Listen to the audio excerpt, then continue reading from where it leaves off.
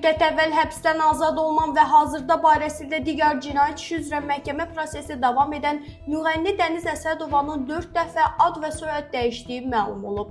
İttiham aktında şahid və zərər çəkmişlərin ifadələrinə görə ictimaiyyətin Dəniz Əsədova kimi tanıdığı şəxsin əvvəlki adı Aygün olub. O müxtəlif dövrlərdə Aygün Dostəliyeva, Aygün Miriyeva və Aygün Əsədova soyadlarını daşıyıb. Sonradan adını yenidən dəyişərək Dəniz Əsədova edib və müğənnilik fəaliyyətinə başlayıb.